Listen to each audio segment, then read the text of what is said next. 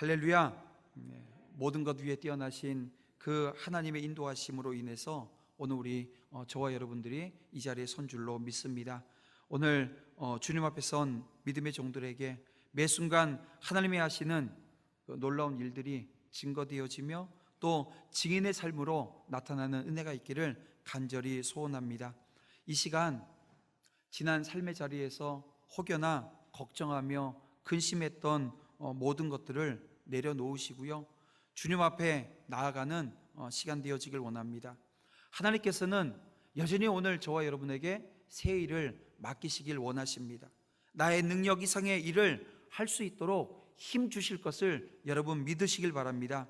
믿고 말씀 앞에 하나님께서 자신감을 회복시켜 주시고 또 은혜의 축복이 여러분들 가운데 넘치는 역사 있기를 간절히 소망합니다. 저는 요즘 짬이 나는 그 시간마다 조금씩 읽어가는 책이 한 권이 있습니다. 데니얼 스트레인지 교수가 쓴 복음과 문화 사이라고 하는 책입니다. 근데 이 책 겉표지에 보게 되어지면 이런 글귀가 있습니다. 당신의 신앙을 보고 읽고 즐기는 것에 연결하라 라고 쓰여져 있습니다. 내가 보는 것, 내가 읽는 것, 내가 즐기는 것, 그 모든 것들이 신앙과 연결되어져야 된다는 거예요. 이 글귀가 제 눈을 사로잡았고요. 그 글에 끌려서 이 책을 읽어가는데 한 번에 쭉 읽을 수 있는 책이거든요, 사실. 근데 그렇게 읽고 싶지 않은 거예요. 토막토막 읽으면서 그 가운데서 하나님의 음성을 또 한번 들어보길 원해서 제가 끊어서 읽고 있는데 한 2주 동안 읽어서 한 절반 좀 넘게 읽었습니다. 근데 이 지난주에 본 내용 중에 복음으로 세상을 새롭게 보라 라고 하는 챕터가 있습니다. 복음으로 세상을 새롭게 보라. 여기에 보게 되면 데니얼 스트레인지 교수가 이렇게 이야기를 합니다. 크리스천은 오직 성경에 게시된 예수 그리스도의 복음만이 악몽에서 깨어나 현실을 회복시킬 수 있다고 믿는다. 온전한 정신을 회복시키고 뒤엎어진 세상을 세울 수 있는 것은 오직 복음뿐이다. 복음은 세상을 하나님의 눈으로 새롭게 보게 해준다. 여러분, 오늘 우리의 일상을 복음으로 봐야 된다는 것입니다. 복음의 시각으로 보게 되어지면 그리스도인들이 내가 무엇을 해야 하는지, 내가 어떻게 세상 속에서 그리스도인으로 살아가게 되어지는지, 이것을 보게 되어지는 시각이 열린다는 거예요. 내가 예배하고 있는 이 시간, 우리의 예배도 예배자로 선 나도 아무 생각 없이 그냥 이 예배 시간, 예배 자리에 서 있지 않게 되어지고요. 그리고 오늘 우리가 드리는 이 한 시간의 예배를 통해서 여러분들이 다시 살아내야 될 한 주간의 삶을 어떻게 살아야 될 것인가 결단하면서 나아가게 되어진다는 것입니다. 여러분, 지금 이제 휴가철 들어가는데 어떤 휴가 계획들을 세우셨는지요? 휴가가 되어지면 많은 사람들이 해변으로, 강으로, 또 뭐 수영장, 뭐 이런 시원한 곳을 찾게 되어지는데요. 그렇게 물속에 가게 되어지면 비치볼이라고 하는 것을 들고 놀게 되어집니다. 근데 이 비치볼이 물속에 집어넣을수록 어떻게 해야 돼요? 수면 위로 막 떠오르려고 하는 반발력이 있는 것을 보게 되어집니다. 그렇습니다, 여러분. 복음의 시각이라고 하는 것이 마치 이 비치볼이 물속에 집어넣게 되어지면 수면 위로 올라오려고 하는 것처럼 그래야 된다는 거예요. 무엇을 보든지, 누구를 만나든지, 무엇을 행하든지 복음의 시각으로 보고 만나고 행해야 된다는 거예요. 오늘 우리의 예배도 마찬가지입니다. 복음의 시각 안에서의 예배자라고 한다면 그 예배자의 모습은 어떨까요? 하나님의 시각을 가지고, 하나님의 마음을 가지고 오늘 우리의 삶에, 우리 예배가 삶이 되어져야 되는데요, 그 삶의 모습이 그러해야 된다는 것입니다. 여전히 내 생각과 내 생각 속에서 나오게 되어지는 여러 가지 뭐 가치관들, 세계관들, 이런 것으로 인해서 세상을 바라보고 사람을 만나고 행하는 것이 아니라 내 안에 있는 하나님의 시각, 하나님의 마음, 그것이 복음이 되어져서 이 복음의 시각으로 모든 것을 봐야 되는데요, 우리는 지난주에 하나님은 예배자의 마음과 경건한 삶을 원하신다라고 하는 말씀을 우리가 함께 나누었는데 여러분 어떠셨는지요? 한 주간의 삶을 여러분들이 살아내면서 하나님의 뜻을 쫓아 순종하는 그 순종의 삶의 자리에 믿음의 종들이, 믿음의 자녀들이 그렇게 살아내셨는지요? 여전히 여러분 오늘 우리 안에 부족하고 연약한 모습들을 발견하게 되어지고 다시금 이 시간 예배드림으로 하나님의 음성을 듣길 원하고 그 하나님의 음성 듣는 그 시간마다 순종을 결단하는 결단의 시간들이 되어져야 된다는 것입니다. 복음의 시각 안에서 예배자가 되길 원하는 그 하나님의 마음을 오늘 우리가 헤아려야 된다는 거예요. 그래서 제가 오늘과 다음 주에 이 히브리서 이 13장 말씀을 통해서 하나님이 기뻐하시는 참된 예배자의 삶이 어떤 것인가 라고 하는 것을 다시 한번 말씀을 통해서 헤아려 보자는 거예요. 말씀이 오늘 우리에게 어떤 예배자를 원하시는가, 참된 예배자의 삶이라고 하는 것이 어떤 것인가를 우리가 헤아려 보자는 것입니다.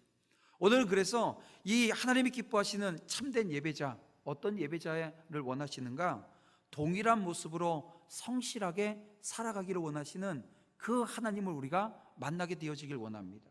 그 하나님의 음성을 여러분들이 듣기를 원합니다. 동일한 모습으로 오늘 우리가 성실하게 살아가는 거예요. 이전에도 하나님의 말씀이 우리 가운데 있었고 지금도 여전히 있으며 앞으로도 여전히 하나님의 말씀이 우리 가운데 임하게 되어질 것인데 오늘 우리가 동일한 하나님의 말씀, 그 말씀을 붙잡고 동일한 삶의 모습으로 성실하게 하나님의 뜻을 이뤄내는 삶의 자리로 나아가길 원하시는 그 하나님을 이 시간 만나기를 원하는 것입니다. 그러면 여러분, 동일한 모습으로 성실하게 사는 삶의 참된 예배자, 이 삶의 자리는 어떤 것이냐라고 하는 것입니다. 오늘 성경은 몇 가지를 우리에게 말씀해 주고 있는데요. 여러분, 초대교회 유대인들은 자신들이 새로운 종교로 개종했다라고 여기지 않았다는 거예요. 그러니까 지금 우리는 뭐 유대교, 뭐 기독교, 뭐 캐톨릭 뭐 이렇게 막 나누잖아요. 근데 당시에 이 신자들은, 성도들은 자신들이 유대교에서 기독교로 개종했다고 생각하지 않았다는 것입니다. 왜냐하면 구약에서 하나님께서 주셨던 말씀입니다. 예언입니다. 약속입니다. 그 약속으로 말미암아 누가요? 예수님께서 이 땅에 오셨다는 거예요. 예수님께서 메시아로 이 땅에 오셔서 십자가와 부활의 능력으로 오셨다라고 하는 것을 이들이 믿었다는 것입니다. 구약에 다 예언되어져 있는 말씀을 지금 예수님께서 이 땅에 오셔서 성취하셨다는 거예요. 히브리서 기자도 마찬가지입니다. 그는 율법과 이 성전의 시대가 끝났다. 그리고 이 예루살렘 성전이 우상이 되어졌다고 비판하면서도 자신은 여전히 아브라함과 모세와 다윗의 하나님을 자기도 지금 섬기고 있다고 고백을 하고 있는 거예요. 그렇게 이전과 다르지 않는 삶을 통해서 세상을 변화시키라고 하는 그 가르침으로 이 히브리서 서신을 마무리하고 있는 것입니다. 근데요, 이 초대교회 안에 이상한 기류가 발생을 했습니다. 뭐냐면 예수님을 믿는 믿음을 포기하고 유대교로 돌아가려고 하는 이들이 생기기 시작했다는 것입니다. 여러분, 이런 상황에서 여러분 중요한 것이 무엇일까요? 믿음을 포기하려고 하는 자들에게 중요한 것, 오늘 함께 신앙생활 했는데 난 더 이상 신앙생활 못하겠어, 나는 더 이상 신앙생활 못하겠어, 뭐 내지는 난 이제 더 이상 도남제일교회에서 신앙생활하는 건 힘들어서 못하겠어, 나 그냥 다른 데로 갈래, 나 다른 데 가서 신앙생활 할래 라고 하는 그런 이야기가 오늘 우리 가운데 들려진다고 한다면 여기에 대해서 우리는 어떻게 반응하겠냐라고 하는 것입니다. 성경은 하나님께서는 그 상황 가운데 오늘 우리에게 주시는 말씀은요, 여전히 오늘 우리가 사랑으로 그들을 품어야 된다라고 말씀하고 있는 것입니다. 예수님의 십자가 사랑으로 구원받은 성도들이 교회 안에서 사랑을 풍성하게 나누되 믿음이 연약한 자들을 돌아보고 배려한다고 한다면 그들이 예수님을 떠나 방황하는 일은 없을 거라는 것입니다. 사랑은 행함이 수반되어지고요, 열매 맺을 때 여러분 비로소 능력이 되어지는 것입니다. 여러분, 사랑이 능력으로 여러분 나타나야 된다는 거예요. 사랑이 어느 우리의 말에만 있고, 사랑이 여전히 오늘 우리의 생각에만 있고, 사랑이 여전히 나는 사랑으로 뜨거운 마음을 갖고 있어 마음으로만 사랑하고 있다고 한다면 아무 능력이 없는 겁니다. 머리로 알게 되어진 그 사랑이 내 마음에 이 열정으로, 내 가슴에 뜨거움으로 내려왔다고 한다면 이제는 여러분의 손과 발이 되어져서, 그 손과 발 되어져서 증거하며 나타나는 자리로 가야 된다는 것입니다. 그 자리로 가게 되어질 때 여러분 능력이 나타나게 되어진다는 거예요. 예수님은 율법의 핵심이 뭐라고 말씀하십니까? 마태복음 22장에 보니까 내 마음을 다하고 목숨을 다하고 뜻을 다하여 주 너의 하나님을 사랑하라. 그리고 내 이웃을 내 몸과 같이 사랑하라 라고 하는 이 말씀으로 오늘 우리에게 주셨습니다. 그리고 이웃 사랑의 실천 방법은 신약 성경의 황금률로 불리어지는 말씀, 다시 말하면 마태복음 7장에 있는 말씀인데요, 무엇이든지 남에게 대접을 받고자 하는 대로 너희도 남을 대접하라. 이것이 율법이요 선지자라고 말씀하셨던 주님의 말씀을 오늘 우리는 기억하고 있습니다. 타인과 자신을 동일시하고 자신이 느끼는 필요를 타인에게 채워주는 것, 이것이 이웃사랑의 방법이라고 오늘 우리에게 말씀하신다는 것입니다. 그리고 그것에 대한 구체적인 방법으로 오늘 본문에 보니까 손님 대접하기를 강조하고 있고, 갇힌 자에 대해서 자신도 함께 갇힌 자처럼 생각하며 학대받는 자에게도 자신의 몸이 학대받는 것처럼 공감하고 그들을 돌아보고 사랑을 베풀라고 하는 교훈의 말씀을 오늘 우리에게 주고 있는데요, 이 교훈이 같은 맥락에서 오늘 우리에게 주어진 말씀이라는 거죠. 그 중에서도 3절에 너희도 함께 갇힌 자같이 갇힌 자를 생각하고 너희도 몸을 가졌은즉 학대받는 자를 생각하라, 이렇게 말씀했습니다. 여러분, 초대교회 당시에 그리스도인들에 대한 이 유대인들과 로마인들의 박해는요 얼마나 심했는지 모릅니다. 그리스도인들은 옥에 갇히고 때로는 원형 경기장에서 사람들의 구경거리가 되어져서, 이 구경거리가 되어지는 게 뭐에 대한 구경거리입니까? 죽는 거예요. 사람이 죽는 것을 구경하는 구경거리가 되어져서 그렇게 많은 사람들이 죽음의 자리에 서게 되어졌다는 것입니다. 이게 비일비재한 일이었다는 거예요. 어떤 이들은 자신이 평생 모은 재산을 다 몰수당하는 일도 있었고요. 그런데 그런 자들을 향해서 핍박을 면한 나머지 그리스도인들, 이 핍박이 그들의 삶 가운데 들어오지 않은 사람들을 향해서 어떻게 행하여야 되는지 그 말씀하고 있는 내용이 오늘 본문입니다. 이것은 바로 오늘 예배자, 하나님께서 기뻐 받으시는 예배자가 되어지려고 한다면 어떤 마음가짐, 오늘 우리의 삶 가운데 어떤 모습으로 서야 되는가라고 하는 것을 우리에게 말씀해 주고 있는 것입니다. 그것은 바로 그들과 동일한 고통을 받는 것처럼 생각해야 된다라고 하는 것입니다. 여기서 오늘 본문에 3절에 생각하라 라고 하는 이 단어가 아주 중요한 말입니다. 이것은 단순히 생각만 해라, 머릿속으로 그냥 기억만 해라 라고 하는 뜻이 아니고요, 그들의 처지가 요구하는 모든 마땅한 도리들을 생각하라고 하는 뜻입니다. 그들에 대해서 느낌을 가지고 그들의 경우를 마음에 두고 그들을 불쌍히 여기는 마음을 가지라는 것입니다. 요즘 말로 하면 뭐예요? 공감 능력입니다. 여러분, 지금 우리가 살고 있는 이 시대에 공감 능력이 떨어지게 되어지면요 대화도 힘듭니다. 외딴 섬에 딱 놓여진 것처럼 놓여질 수밖에 없습니다. 그런가 하면 공직에 나서는 사람들이요, 이 공감 능력이 떨어지게 되어지면 사람들로부터 외면받게 되어집니다. 그러니까 공감 능력이 없어도 있는 것인 척해야지 되는 시대가 오늘 우리가 살고 있는 이 시대입니다. 근데 성경은 이 공감 능력을 뭐라고 말씀하고 있습니까? 지체의식이라고 우리에게 말씀하고 있어요. 지체의식을 가지면 그 지체의식은 모든 사람들의 상황 가운데 자기도 동일하게 그것을 느끼는 그 공감 능력을 회복할 수 있고, 이 지체의식으로 사역의 자리에, 이 지체의식으로 예배 자리에 서게 되어지면 모든 것이 해결되어질 수 있다는 것입니다.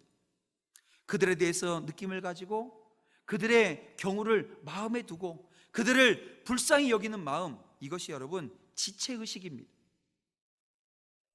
사도 바울은 고린도 교회 성도들을 향해서 성도란 고통받는 형제와 동일하게 고통을 받는 자라고 하는 지체의식에 대한 것을 직접적으로 교훈해 주었다는 것입니다. 이러한 교훈은 성경 곳곳에서 우리가 찾아볼 수 있는데요, 그 중에 이 지체의식에 대해서 가장 잘 설명하고 있는 구절이 고린도 교회에 보낸 사도 바울의 권면입니다. 고린도전서 12장 26절 이하에 있는 말씀인데요, 한번 들어보세요.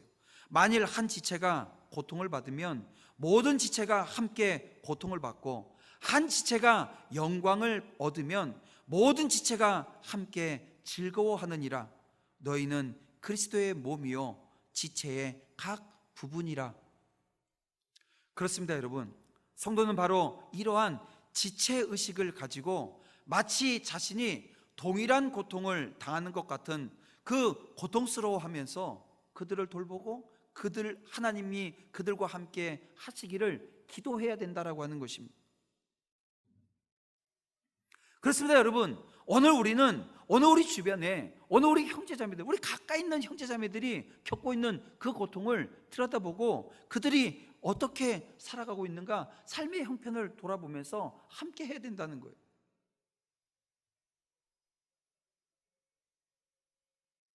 여러분, 고통당하고 있는 사람이 믿음을 지켜야 될 의무가 있습니다. 고통당하는 사람은 그 고통 중에서도, 근심 걱정 가운데서도 믿음을 지켜야 될 의무가 오늘 그리스도인이라고 하면 있어야 돼요. 그러나 여러분, 고통받지 않는 우리 주변에 있는 성도들은요, 고통당하는 자를 돌아봐야 될, 그들과 함께 해야 될 의무라고 하는 것이 있는 것입니다. 여러분, 이것은 지체의식이 없으면 여러분 불가능한 일이 되어집니다. 여러분, 지금 우리는 코로나19라고 하는 전혀 경험하지 못하고 새로운 이 감염병으로 인해서 요 지역만이 아니라 전 세계가 지금 이것으로 인해서 고통받고 있는 그런 상황 가운데 있습니다. 근데 여러분, 한번 생각해 보십시오. 그런 일이 없었으면 좋겠지만 여러분, 장담할 수 없는 일 중에 하나가 지금 우리가 예배드리고 있는 이 시간에도요, 여기에 혹여 감염자가 있을까요, 없을까요? 있을 수 있다는 겁니다. 만약에 이 시간, 이 예배하는 이 공간 안에 감염자가 있어요. 그래서 그게 일주일이 지나서 밝혀졌어요, 드러났어요. 여러분들 어떻게 하시겠어요? 어떤 마음을 가지시겠습니까? 여러분, 이 마음은 우리가 이전에 있었던 광주에서, 성남에서, 이 서울 시내에서도 다른 지역에서, 부산에서, 많은 곳에서 교회들마다 이 감염병으로 인해서 이 여론의 문매를 받는 그런 상황들이 계속해서 있었습니다. 그때 여러분 어떠셨나요? 저는 이 말씀을 준비하면서 회개했습니다. 왜냐하면 제가 많이 불편했거든요. 아니, 왜 마스크를 안 써서, 아니 왜 소모임 하지 말라는데 소모임 하는데 그것도 어디 갔어요? 수련회를 가고, 왜 이런 기간에 그런 일들을 해서 왜 이런 상황들이 교회 안에 들어오게 하는가, 불편해하면서 때로는 비난하는 자리에 서 있었던 것이 제 자신이었습니다. 그런데요, 말씀을 보면서 깨닫게 되어지는 게 제 안에 공감 능력, 이 지체의식이 없었구나라고 하는 것을 바라보게 되어지더라고요. 여러분은 어떠셨는지요? 여러분은 어떤 마음이십니까? 만약에 이 시간 오늘 우리 안에 감염자가, 이 감염병에 의해서 감염되어진 자가 있으면 여러분 함께 해주실 수 있겠습니까? 여러분 함께 기도하며, 함께 울며, 함께 아파하며, 여러분 함께 그 고통을 여러분 감내해 주실 수 있겠냐고요. 여러분, 오늘 우리는 그 자리로 가야 된다는 거예요. 여러분, 어떤 사람이 어떤 상황 가운데 놓일지 모른다는 것입니다. 그럼에도 불구하고 오늘 우리가 그 감염병에 두려워서 계속해서 영상 예배를 드리고 이럴 수는 없는 겁니다. 함께 모여서 예배하고, 마스크를 쓰고 손 소독하면서 거리를 두면서 예배드리지만 이 안에서조차도 뭐 해야 돼요? 예배해야 되고 교제가 있어야 되고요, 그리고 함께 기도하며 나아가는 은혜의 역사가 있어야 된다는 것입니다. 여러분, 우리는 언제 어디에서 어떤 상황에서든지 항상 이 지체의식을 견지하는 믿음의 종들이 되어야 될 줄 믿습니다. 그리고 고통당하는 자들이 때로는 여러 가지 일들로 인해서 어려움을 당하고 힘들어하는 그런 주위에 많은 성도들에게 우리가 함께하는 은혜의 역사가 있어야 됩니다. 지난주 우리는 너무나도 큰 슬픔 가운데 한 주간을 보냈습니다. 특별히 저 같은 경우는요, 너무나도, 그래서 제가 오늘 예배에 사실은 다른 설교자가 서서 예배했으면 좋겠다, 설교를 했으면 좋겠다, 이런 마음이 들 정도로 힘든 시간을 보냈습니다. 아마 많은 분들이, 많은 성도들이 아마 그런 마음으로, 그 동일한 마음으로 섰을 거예요. 여러분, 하나님께서는 오늘 우리가 정말 이 공동체 안에서 서로가 지체의식을 가지고 서로가 예수 그리스도의 사랑으로 아픈 자들을, 그리고 고통당하는 자들을, 슬픔 가운데 있는 자들을 돌아보길 원하신다는 것입니다. 오늘 우리 성도는 다른 사람의 상황과 입장, 이걸 공감해 줄 수 있어야 됩니다. 우리의 연약함을 친히 체험하시고 우리를 사랑하신 그 예수 그리스도처럼 오늘 우리는 여전히 형제 사랑이라고 하는, 이웃 사랑이라고 하는 대명제 앞에 오늘 우리는 서 있습니다. 그리고 오늘 우리가 그 사랑이 오늘 우리가 행함으로 말미암아 능력이 되어지는 역사를 경험해내는 은혜의 역사 있게 돼야 될 줄 믿습니다. 히브리서 저자는 계속해서 오늘 우리에게 말씀합니다. 간음하지 말라, 도적질하지 말라, 탐내지 말라라고 하는 그 십계명 말씀, 율법을 근거로 해서 오늘 우리에게 말씀해 주고 있습니다. 다시 말씀드리지만 유대인들의 입장에서 보게 되어지면 이 말씀이 새로운 것입니까? 새롭지 않습니다. 그들은 태어나면서부터 어머니 아버지로부터 집에서 하나님의 말씀을 배웠는데요, 그 배움이 외우는 자리까지 갔다 그러잖아요. 모세오경을 다 외워야 됩니다. 머리가 나빠서 못 외우면 신명기 한 권이라도 다 외워야 되는 것이 유대 사회의 그 전통입니다. 유대인들의 입장에서 본다고 한다면 예수님을 믿음으로 인해서 일상에 어떤 극적인 변화가 일어났던 것이 아니라는 거예요. 원래 믿던 대로, 원래 행하여야 하는 대로 살아가라고 하는 이 가르침이 지금 본문 가운데 있는 겁니다. 하던 대로, 오늘 우리가 하던 대로 하나님을 예배하고, 오늘 하던 대로 형제 사랑하고, 오늘 우리가 하던 대로 오늘 본문에 있는 것처럼 간음하지 말라, 도둑질하지 말라, 탐내지 말라라고 하는 이 계명의 말씀을 오늘 우리가 지켜내야 된다는 것입니다. 하나님께서 오늘 우리에게 참된 예배자가 되기를 원하시는데요, 그 참된 예배자의 자리가 뭔가 새로운 거, 특별한 거 오늘 우리에게 요구하시는 게 아니라는 거예요. 하나님께서 오늘 우리에게 순종을 요구하시는 그 자리도요, 뭔가 새로운 것을 통해서 순종하라는 게 아니라 그냥 하나님께서 주셨던 처음 말씀 그대로, 하나님께서 우리에게 원하시는 그 삶의 자리에서 오늘 우리가 하나님을 예배하기를 원하신다고 한다면, 여러분, 무리한 요구십니까? 아니잖아요. 오늘 우리는 우리의 삶의 자리를 돌아보면서 하나님께서 원하시는 그 자리로 오늘 우리는 나아가야 된다는 것입니다. 왜냐하면 우리 하나님은요, 신실하심과 변함이 없으신 하나님이십니다. 하나님은 유대인들에게 약속하신 것을 그대로 어떻게 지키셨어요. 그 약속의 근거에서 예수님을 보내주셨고요, 새 언약을 그 주님으로 말미암아 맺게 해주셨잖아요.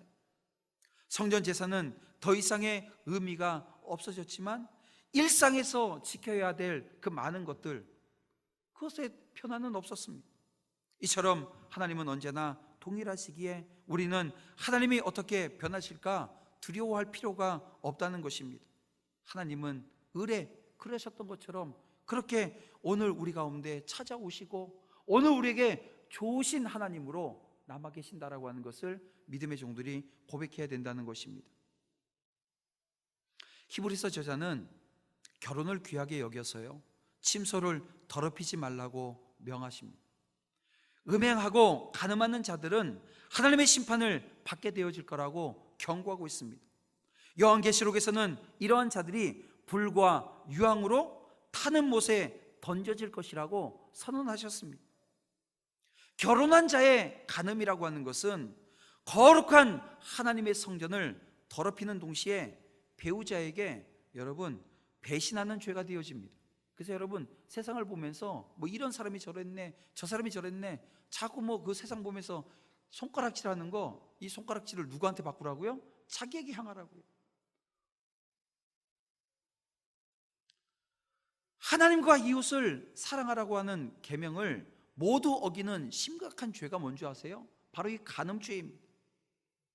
바울은 다른 죄들은 모두 몸 밖에 있는 것이지만 음행은 몸의 죄를 범하는 것이라고, 그리고 이 성도의 몸은 뭐라고 말씀하세요? 성전이라고 말씀하잖아요. 성령이 거하는 성전입니다. 하나님이 그리스도의 피로 사신 것입니다. 그러니 몸으로 범죄하는 것, 여기서 끝나는 것이 아니고요, 하나님 앞에도 죄를 범하는 것입니다. 여러분, 예수님이 성전에서 장사하는 자들에게 진노하시면서 만민이 기도하는 집을 강도의 서굴로 만들었다고 하셨던 그 말씀을 결코 잊지 말고, 여러분 오늘 우리 몸을 거룩하게 하나님 앞에 드려내는 믿음의 종들이 다 되어지기를 주님의 이름으로 축복합니다. 그런가 하면 오늘 히브리서 저자는 5절에서 돈을 사랑하지 말고 족한 줄로 알라고 말씀을 이어가고 있습니다. 그러면서 하나님이 돕는 자가 되셔서 오늘 우리를 버리지도 떠나지도 않으신다라고 약속하는 그 약속의 말씀을 오늘 우리에게 기록하고 있는데요, 돈을 의지하지 말고 하나님만을 사랑하며 의지하라고 하는 그 말씀인 것입니다. 여러분, 오늘 우리에게서 가장 대표적인 탐심의 악이라고 하는 것이 무엇일까요? 탐심. 오늘 우리에게 있는 탐심이 뭐냐는 거예요. 바로 돈을 사랑하고 물질을 탐하는 마음일 것입니다. 여러분, 이 땅에 돈을 사랑하지 않는 사람이 어디 있습니까? 돈을 원하지 않는 사람이 어디 있겠습니까? 돈을 필요로 하지 않는 사람이 어디 있겠습니까? 그래서 이 돈, 이 물질이라고 하는 것이 나쁜 것이 아닙니다. 오히려 그것을 잘만 사용하게 되어지면 오늘 우리에게 엄청난 유익이 있는 것, 이게 돈이고 물질입니다. 하지만 오늘 우리의 마음과 행동이 모두 이 돈이나 물질에 매여서 그것들에 의해서 좌우되어진다고 한다면 여러분, 곧 돈이나 물질이 오늘 우리의 우상이 되어 결국 우리로 하여금 하나님을 제대로 섬기지 못하게 한다는 거예요. 온전한 예배자의 자리에 서지 못하게 하는 결과를 빚게 한다는 것입니다. 그래서 사도 바울이 뭐라고 얘기해요? 돈을 사랑함이 일만하게 뿌리가 되나니 이것을 사모하는 자들이 미혹을 받아 믿음에서 떠나 많은 근심으로써 자기를 찔렀다고 이야기를 하고 있는 거 아닙니까? 그렇다면 우리에게 어떠한 마음 제사가 여러분 필요한 것일까요? 돈이나 물질이 그 자체로 나쁜 것은 아님에도 불구하고 오늘 우리가 그것을 멀리 해야 한다고 한다면 도대체 우리가 어떤 자세를 취해야 되냐라고 하는 것입니다. 여러분, 거기에 대한 그 적절한 방법이 제시되어져 있는데요, 그것은 바로 있는 바를 족한 줄로 알라. 다시 말하면 만족하라는 것입니다. 그리고 사도 바울이 이 삶에 대한 모범을 보여줬습니다. 빌립보서 4장 11절 이하에 보게 되면 바울은 빌립보 성도들에게 뭐라고 이야기합니까? 내가 궁핍함으로 말하는 것이 아니라 어떠한 형편이든지 자기는 자족하는 걸 배웠다고 이야기하고 있지 않습니까? 정말이지 바울은 어떠한 형편에 처하든지 자족할 줄 알았던 사람이었습니다. 때문에 그는 풍부에 처하든지 궁핍에 처하든지 하나님을 섬기며 복음을 전파하는 일에 있어서 전혀 흔들림이 없었던 것입니다. 그래서 그가 어떤 고백을 해요? 내게 능력 주시는 자 안에서 내가 모든 것을 할 수 있었다고 고백할 수 있었던 것입니다. 자신의 능력이 아니라 내게 능력 주시는 자, 내게 모든 것이 만족스럽고 모든 형편 가운데 그가 언제나 부유함을 경험했던 것은 아니지만 자족할 수 있는 그 상황을 깨닫게 하시고 허락해 주신 그 하나님의 능력이 자기에게 임했다는 거예요.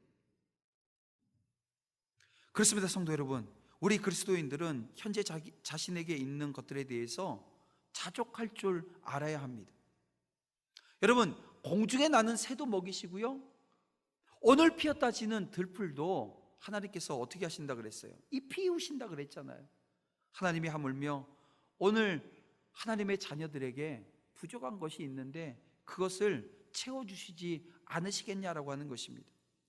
여러분, 그런 믿음을 오늘 우리가 갖게 되어지면 자족할 줄 알게 되어지고요, 결국 이 자족한다라고 하는 것은 오늘 우리 안에 있는 이 탐심이라고 하는 이 악을 제어할 수 있다는 거예요. 자유함을 느끼게 되어진다는 것입니다. 오늘 이 시간 함께 예배하는 믿음의 종들이 이 자유함을 누리시기를 주님의 이름으로 축복합니다. 하나님은 오늘도 우리를 먹이시고 입히시는 분이십니다. 재물은 창조주 하나님이 저와 여러분에게 맡기신 거예요. 그러니까 우리는 청직이라고 하는 의식을 가져야 됩니다. 사랑해야 되고 숭배해야 되는 대상이 아니라 오늘 우리가 다스려야 될 대상이라는 것입니다. 오직 우리는 하나님만 사랑하고 하나님만을 의지하며 믿음으로 살아가야 된다는 것입니다. 말씀을 정리하겠습니다. 성도가 오늘 하나님 앞에 정말 하나님이 기뻐하시는 그 예배자의 삶을 오늘 우리가 살아내야 되는데요, 그 삶은 순종하는 삶 아니겠습니까? 순종하는 삶을 통해서 하나님께서는 영광 받으시고 오늘 우리와 함께 하실 것입니다. 동일한 모습으로 성실하게 살아가기를 원하셔요. 어떤 동일한 모습입니까? 예전에 주셨던 그러니까 과거에 나와 함께 하시며 내게 은혜 주셨고 나를 돌봐주시며 이 시간 이 순간까지 오게 하신 그 하나님께서 오늘 믿음의 종들에게 원하시는 것은 동일하게 여전히 오늘 우리가 말씀 앞에 서서 그 말씀으로 말미암아 하나님이 원하시는 거룩의 모습을 지켜나가며 다른 사람을 나 자신처럼 사랑하며 돈을 사랑하고 숭배하는 자들과 달리 하나님만을 신뢰하며 사랑하는 삶을 살아내는 정말 산 제사 드리는 참된 예배자를 하나님께서 원하시는 겁니다. 그 자리에 저와 여러분들이 함께 서서 이제 시작되어진 한 주간 하나님, 내가 말씀대로 살겠습니다. 말씀 앞에 엎드려져서 그 말씀이 내게 능력이 되어져 내 삶에 그대로 나타나는 역사가 있는 그 하나님의 역사하시는 삶을 통해서 하나님이 나와 함께 하시며 나를 통해서 영광 받으신다라고 하는 것을 기억하며 하나님 앞에 온전히 드려지는 그런 한 주간의 삶이 다 되어지시기를 주님의 이름으로 축원합니다. 기도드리겠습니다. 사랑과 은혜가 풍성하신 아버지 하나님, 오늘도 믿음의 종들에게 말씀 주셨습니다. 하나님이 말씀 붙들고 하나님이 기뻐하시는 참된 예배자가 되어지는 은혜의 역사 허락해 주실 줄 믿사오며 예수님의 이름으로 기도드립니다. 아멘.